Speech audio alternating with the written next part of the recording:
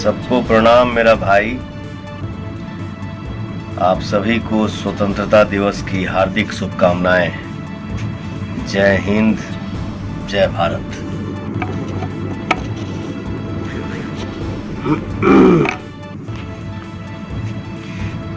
Bhola Singh ji, love you भैया, love you मेरा भाई।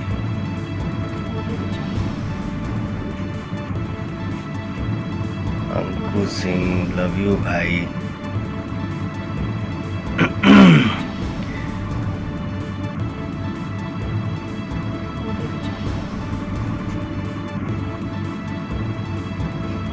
वाह।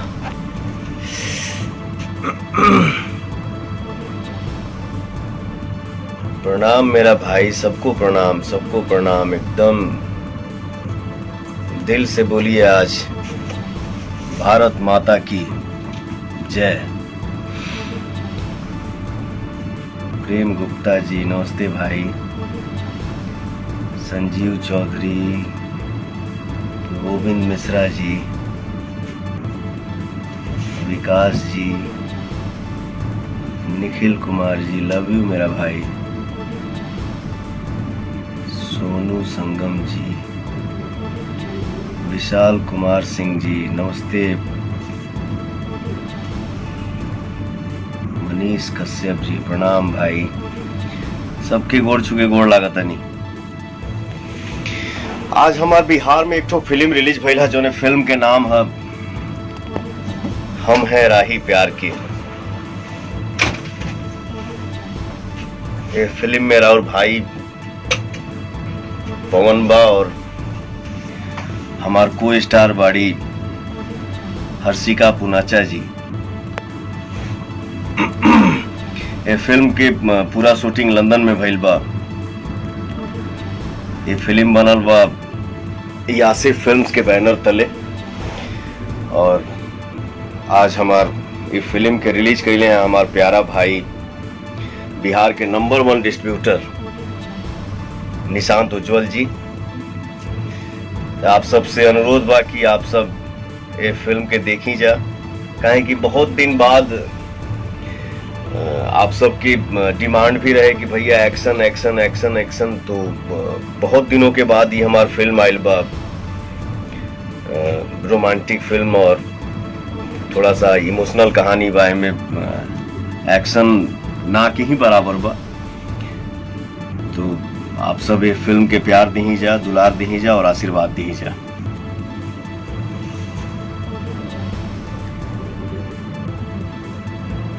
Singer Lucky Loha, good morning भाई। मनीष कुमार जी, थैंक यू मेरा भाई। Himanshu Singh, thank you. Maithili Babu, thank you मेरा भाई। शिवा रॉय जी, Saurabh Singh ji, love you love you love you. भगवान श्री राम की नगरी में हमार फिल्म के शूटिंग हो रहा बा, जो फिल्म के नाम है धर्मा। तो आज सोचनी है आज फिल्म आज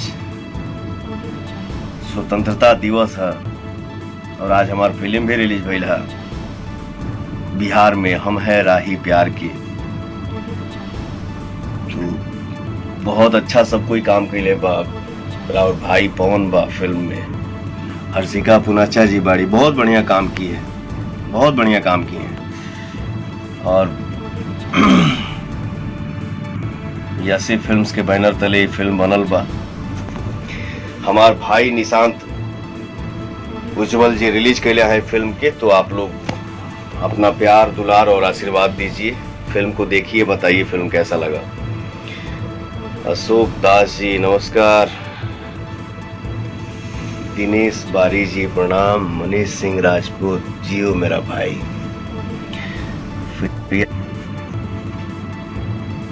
फोन आ जाता ना बीच बीच में, ऐसे कट जाता, सॉरी।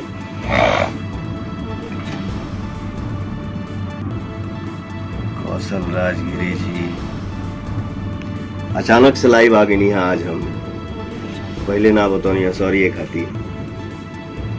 प्रशांत ठाकुर जी, नमस्ते भैया। जय हिंद।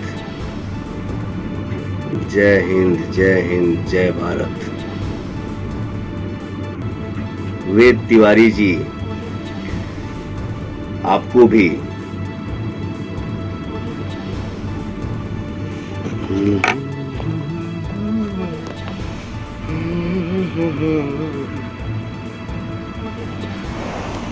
हिमांशु बिट्टू राय जी, भैया को सादर प्रणाम। अरे मेरा भाई, दिल से प्रणाम। रजत प्रताप यादव जी, लव यू मेरा भाई। मनीष उपाध्याय जी, नमस्ते भैया। गोलू साहब, गुड आफ्टरनून भाई। नाम कभी कभी छूट जाला खाती माफी चाहता नहीं।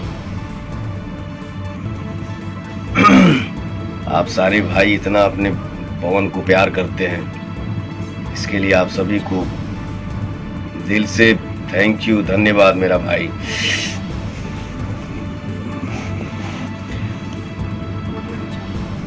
स्वतंत्रता दिवस आज दिल से एकदम मनाओ जा सब केहू। और बिहार में रिलीज भइल हमारे फिल्म के नाम बा हम है राही प्यार के, इसको भी आप लोग प्यार दीजिए और आशीर्वाद दीजिए।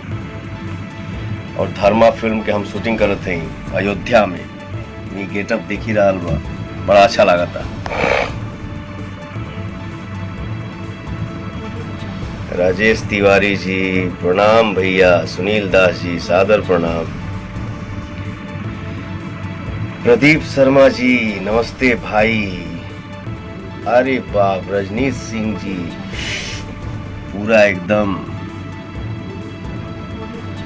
बॉडी का क्या बोलते हैं, स्टिकर ना, स्टिकर लगाया है मेरा भाई। रिकॉर्ड मशीन बोल रहा है। अरे मेरा भाई, सारा सब सुपरस्टार, सबसे बड़ा स्टार, रिकॉर्ड मशीन सब आप लोग हैं, क्योंकि आप लोग ही बनाते हैं।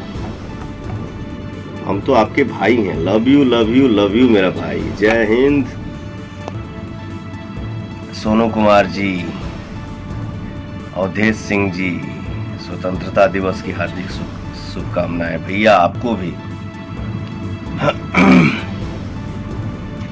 सरोज कुर्मी जी, हेलो भाई।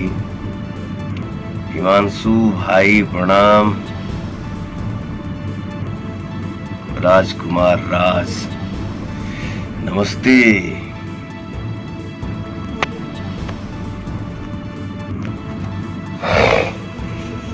एकदम बम बम रह जा, ऐसे ही एकदम गड़गड़ात रह जा। आप लोग इतने ताजा मिजाज में हैं, इतने ताजगी में हैं, तो भाई तो तुम्हारे एकदम गड़गड़ौले रही। अपने आशीर्वाद को ऐसे ही बनाए रखिए, सबको एकदम खुश रह जा, मस्त रह जा।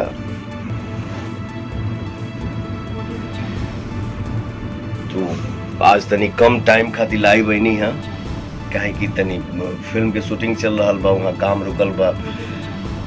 काम रुकेला तो तनी लोग कर मनाला। तो जाते जाते हम ये कहब कि भैया जौन हमार फिल्म रिलीज भइल है बिहार में, फिल्म के नाम है हम है राही प्यार के। यसे फिल्म्स के बैनर तले फिल्म बनल बा, और ये फिल्म में सब कलाकार बहुत अच्छा काम कैले बने, जे भी काम कैले बा। और हमारा भाई निशांत जी इस फिल्म को बिहार में रिलीज किए हैं। आप सब अपना ढेर सारा प्यार दुलार और आशीर्वाद दीजिए। जय हिंद, जय भारत।